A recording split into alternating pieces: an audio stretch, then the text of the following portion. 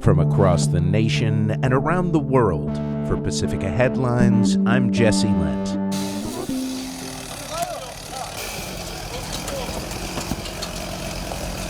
Cleanup efforts in the Ukrainian capital city of Kyiv this morning following a large-scale Russian attack overnight that killed 17 people and injured more than 90, Kyiv Mayor Vitaly Klitschko told the AP. Footage courtesy of L'Agence France Presse. Explosions from the attack reportedly shook Kyiv for hours, with ballistic and cruise missiles and drones damaging buildings and civilian infrastructure across the city. Some residents took shelter at metro stations after the initial warning from Ukrainian President Vladimir Zelensky and other authorities were issued. According to Timur Kachenko, head of the Kyiv City Military Administration, damage was recorded in 30 locations across the city, mainly residential buildings and civilian infrastructure. Foreign Minister Andriy Sybiha called on Ukraine's allies to strengthen the country's air defenses following what he described as a, quote, night of horror in Kyiv, urging partners not to delay decisions on supplying air defense systems and missiles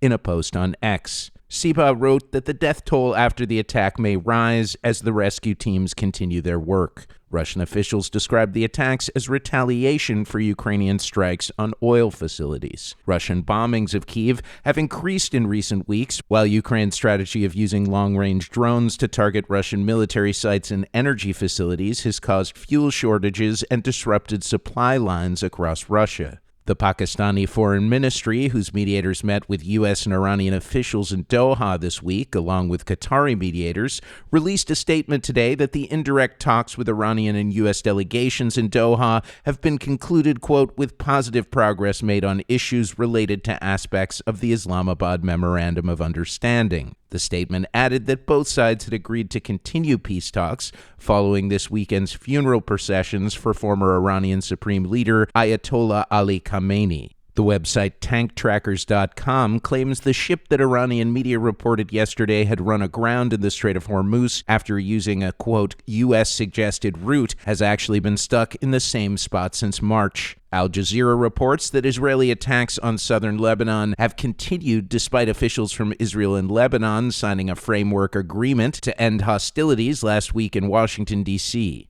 The news agency reports that within the past 24 hours, an Israeli drone strike targeted Nebatia al-Fauqa in southern Lebanon. Israeli forces also carried out controlled demolitions in Hadatha and Beit Yahun, both villages in the Bint Jbeil district near the Israeli border. An Israeli drone dropped 3 stun grenades on Yatir, a village in southern Lebanon near the Israeli border. According to Al Jazeera, Israel has killed 4,257 people in Lebanon and wounded more than 12,000 people since March 2nd. The Guardian reports that Hezbollah attacks have killed at least 36 Israeli soldiers in Lebanon and 3 Israeli civilians as the U.S. and Israel's joint war on Iran enters its 125th day. Hamas spokesperson Hazim Qasem is calling on the Arab League to convene an emergency meeting as Israeli politicians continue to publicly discuss forcibly displacing Gaza's entire population. Yesterday, Israeli Energy Minister Eli Cohen told Galei Israel Radio the country now controls nearly 70% of Gaza and that Israel's control, quote, will only continue to grow until it reaches 100%. He said Israel controlled 53% of Gaza 2 months ago,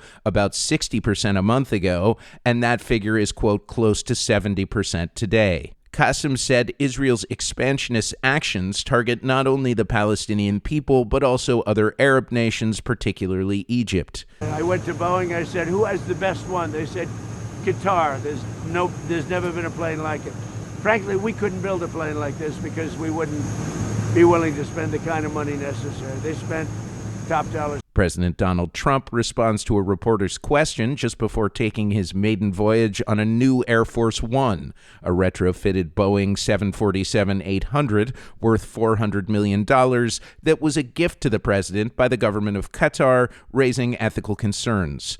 Footage and reporting courtesy of the AP. Instead of the light blue color scheme traditionally used for U.S. presidential aircraft, the new Air Force One is painted with Trump's preferred color scheme, a navy blue belly with red and gold stripes. Those are the latest Pacifica headlines. For the Pacifica Network, I'm Jesse Lent.